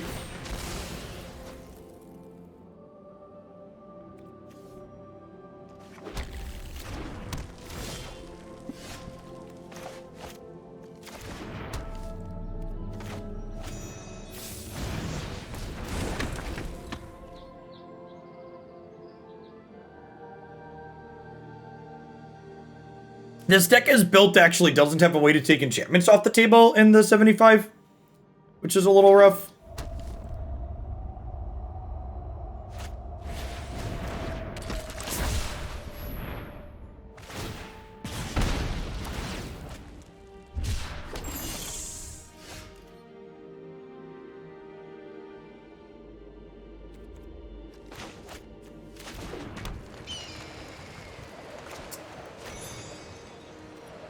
I think I'm exposing Innkeeper to a removal spell here for the sake of resource efficiency.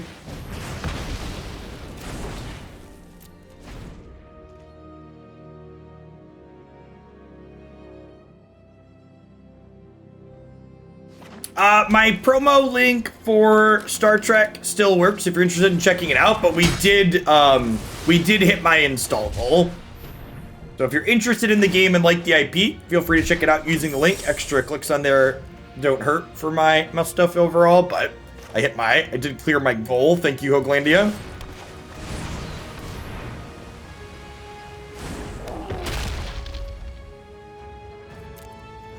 Hitting the 4th land tier feels good. Get to hit Showdown of the Skalds next turn, potentially.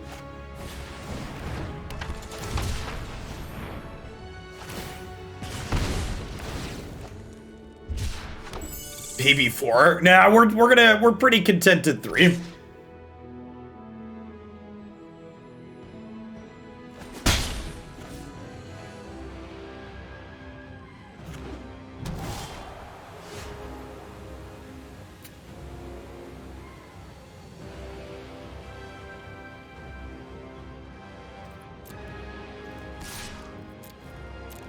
Listen, Twitch chat, I named the playground after you. We have the Twitch Prime playground in my backyard, okay? You don't get naming rights to any children. Be happy with the playground.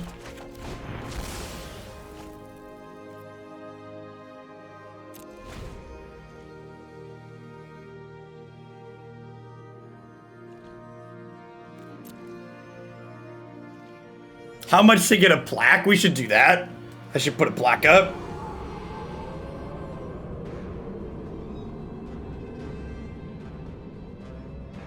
Oh, did I disable it already? I think I took it down. There's the Star Trek. Like, the Star Trek game is actually pretty reasonable. We played it for 2 hours yesterday on stream.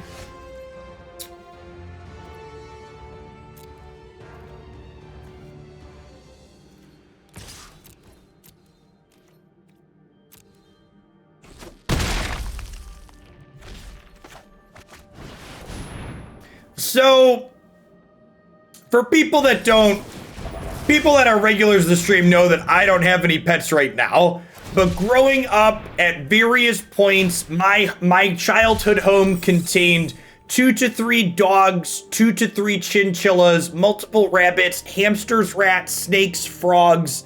We basically had everything except cats at various points in my childhood life. And living in a house without animals is like, it's really nice. Like, I know that, like, I agree that the companionship and stuff is nice, but like, just having fur in everything all of the time kinda sucks.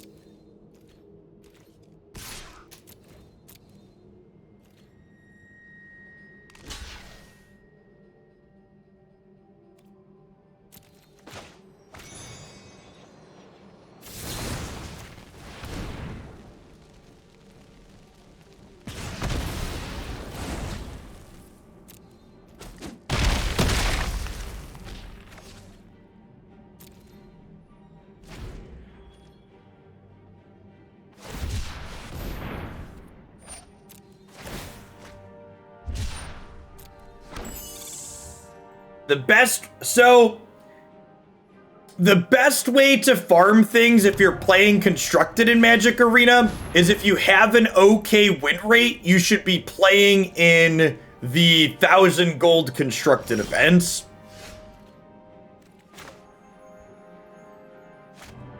The deck quality in those events tends to be a bit lower. Like, if you're capable of achieving Mythic on the ladder, you should be capable of being profitable in the 1,000 gold Constructed events, in my experience.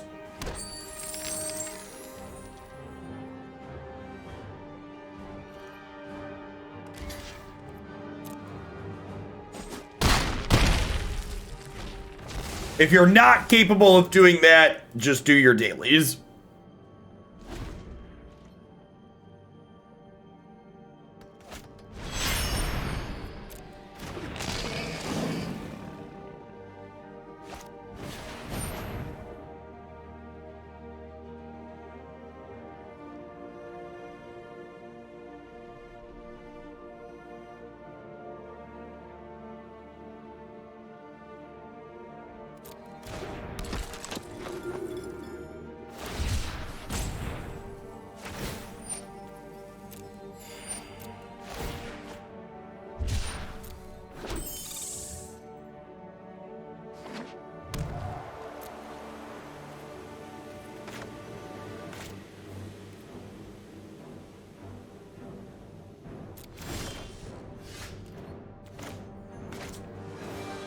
Am I cycling this land? I think we are, right? Like, we're definitely killing this.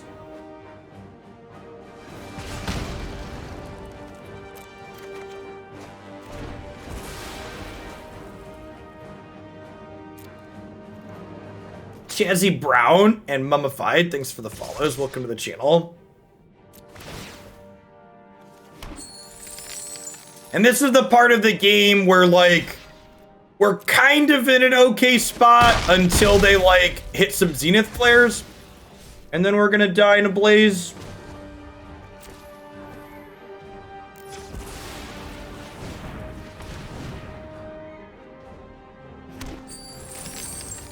Make white mana here, actually, so I can leave this up for Shepherd of the Flock.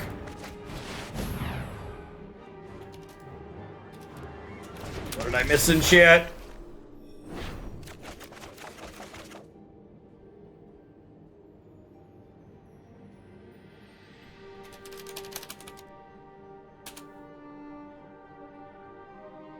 Thanks for that. Sorry I missed it. Yeah, let's not make comments like that, Lucky.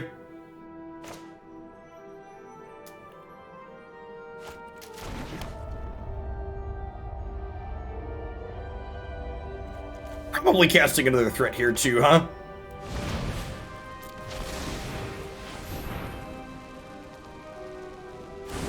So opponent's 21 cards deep with 0 flares cast at the moment. They have 1 non-cycler in their bin, so their flares are currently doing 9. We could technically die this turn, right? They could go land, flare, flare, kill us.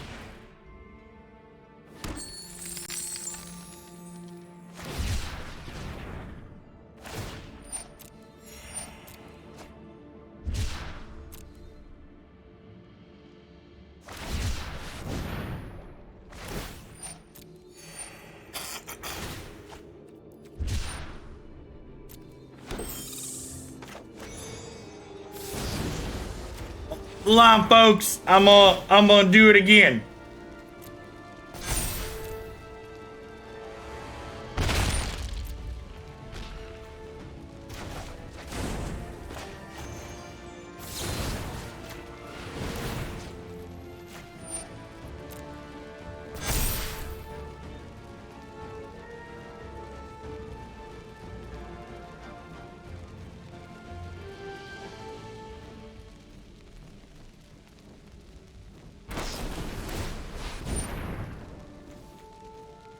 They're flaring my dragon. Yep, and unfortunately I don't have a protection spell here, right?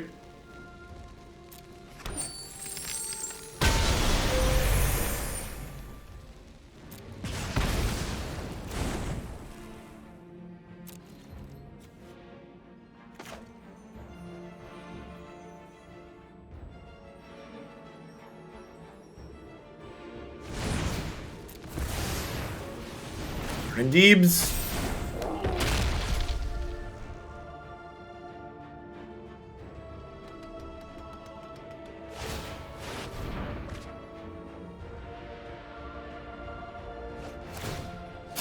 Kinda. Like, we're still gonna be dead to 1 copy of Flare regardless. Is what it comes down to.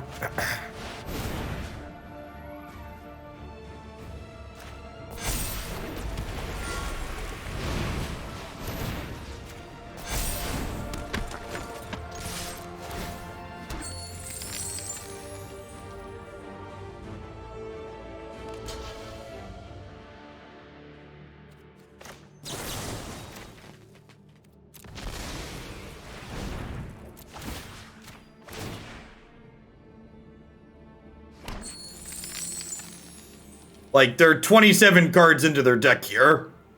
They've only played 1 copy of Flare.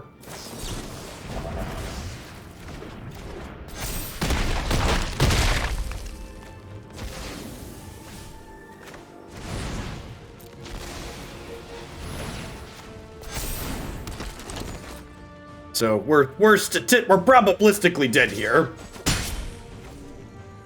Got a bink bonk for 12? Yeah. Like I said, I think we're very lucky to win game 1 in this matchup. As someone who's played a lot of the cycling deck, I would imagine that the opponent is incredibly favored to win here.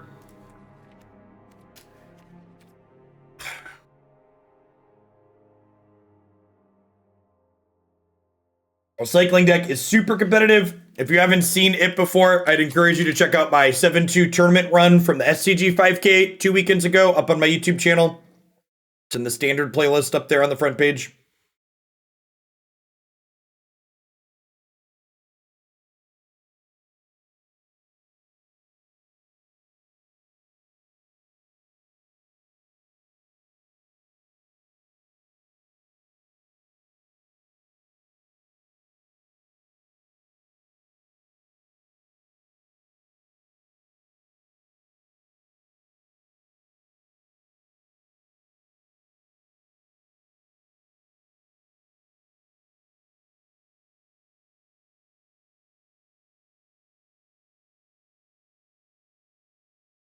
Waiting. Get to be on the play this game through.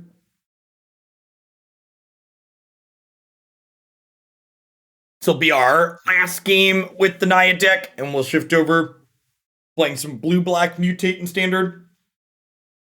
See if we can continue making that deck look playable.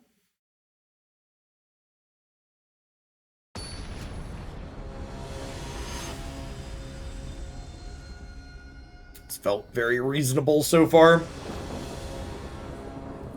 Yeah, it's the most. I really hope that deck ends up being reasonable long term. It's definitely the most fun I've had playing the format so far. And keep this. Obviously needs to draw a land, but I get to do this on 1 into Heart's Desire, tapped land Innkeeper on 2, and then if we have 2 draws and an untapped land for Lovestruck Beast on 3.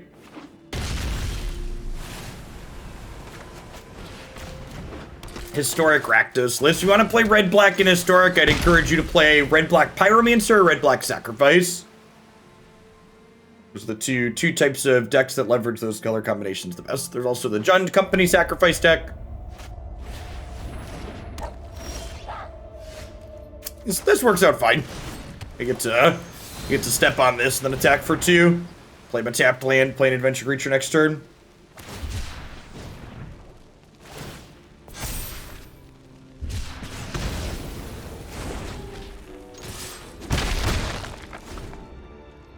We'll probably get around to playing both of those decks on stream at some point eventually, but probably going to be down the line a little bit, because I like to try and work through the things that are a little bit more off the beaten path first. Alright, so as much as I would like to kill this and attack this turn, I think it's pretty important that I try and hit a land drop here, so I want to draw a card.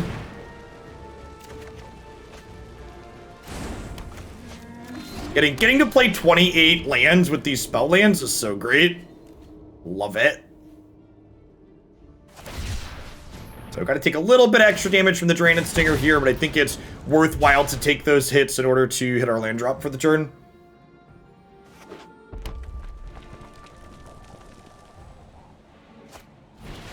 I guess the downside to this is it lets them have... Showdown could set me up to combo with the dragon next turn, right? They could also have a counterspell here, though. They showed us multiple negates last game. Let's start by attacking with Lovestruck Beast and see what happens.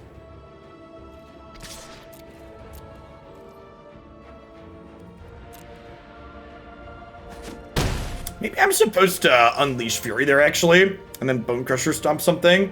So do I Skalds into a negate, or do I Bonecrusher Giant, hope to spike the land, and then stomp? I think it's the latter.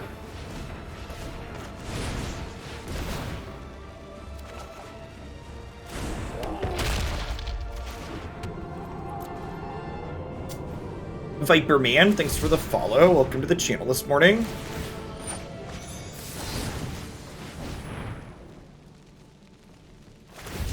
I think playing around the negate here has a lot of value. Especially because I get to play around the negate while adding pressure to my board.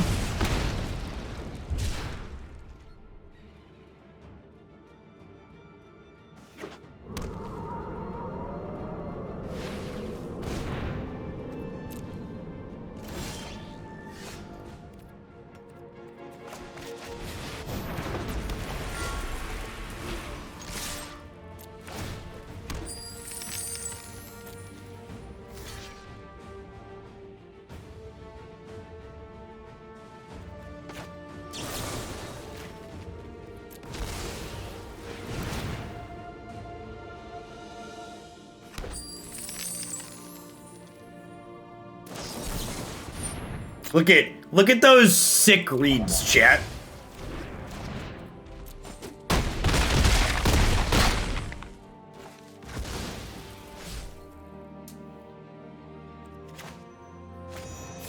Just doing this. Am I doing that? I'm a giant killer here, actually. Because that way we could tap something next turn. And this way if they go to kill my Goldspan, I can pick it back up with this still. What decks are we voting on today? I don't know. I haven't decided yet. They only have 8 cards in their bin, one of which is a negate. Alright, so they're dead.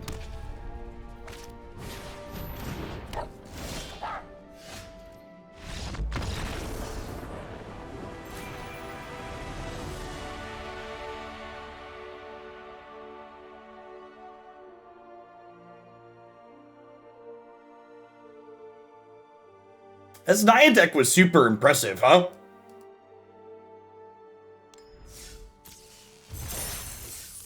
Yeah, so like, when I'm playing a deck that's a little bit more established on stream, I try not to give too strong of opinions on it because people who have spent more time playing the deck have spent more time practicing and working on it. So like my hour and a half or 2 hours that we played here today isn't a huge sample size, but honestly, like, this main deck is just super clean, right? Like, it has a very clean plan. We're playing 4 of everything. We have a bunch of good cards. We have a cohesive, proactive game plan with Unleash, Kazuul, and Shelter for a bit of protection, Shepherd for protection.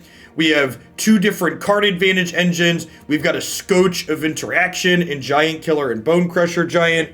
Yeah, I would be weary of any of the Naya deck lists if you're looking at this archetype that are not playing just all the 4 ofs in the main. Like, anyone who like took this deck and trimmed a bunch of cards to like play a bunch of cheeky 1-ofs instead of just playing 4 of all the cards that are good, I would be hesitant to trust any of their deck building decisions. I think the sideboard, there's a lot of different details you can adjust and tune here, but I honestly can't think of anything I would want to change in this main deck. Like, you have a plan, you want to execute your plan, and all of these cards work towards doing that well. Yeah, honestly, I could see this being a deck that I played an SCG tournament easily. Like, the fact that this deck generates card advantage, has these like impressive linear combo kills, like we 20'd people from almost empty boards at multiple points, and on top of that has interaction, is just like huge. So if you're looking for a sweet one, I definitely recommend checking this one out if you haven't seen it already. The sideboard needs a plan against artifacts or enchantments for sure. Why? Can you explain what artifacts or enchantments are in the format that I need answers to? Why can't killing my opponent be my plan to artifacts and enchantments? Morgan, thanks for the follow. Can you explain before we move on? Because I'm not seeing it. What is in this format that I need to plan for? That I can't just cut through.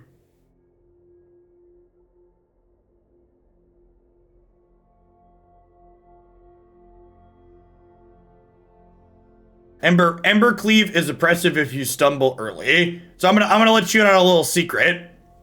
If you stumble early, you're gonna die to the aggro deck. That's the dirty little secret. You could put 2 shredded sails in your sideboard and you're still gonna stumble and die to the red deck. That's just what it is. Like that's just why like those decks punish people that stumble. This deck is super consistent. It's got 20 lands plus 8 spell lands. I have to imagine that like you're very good because you're consistent in those matchups. Like having a little bit of spot removal that's flexible when they don't have cleave sounds good. Also, like we played the red matchup earlier and we were in a position to beat cleave in 2 out of the 3 games that we played. So like, I'm not sure that I agree with that assessment. Just an observation. Sure. So like that's why, so like, I appreciate that you articulated yourself, even if I didn't agree with your point. And like, what you're doing there is a very common thing where you shouldn't adjust your deck to account for games where you got incredibly unlucky. Like, if you make an adjustment to your deck every time you hit a game that happens 1 in 20 or 1 in 30 times, even 1 in 10 times usually doesn't qualify for an adjustment to your deck. So you need to be thinking about what are your average case scenarios, not what are your outside shot scenarios, and don't play around the things that are the fringe cases, and don't change your deck to play around the fringe cases.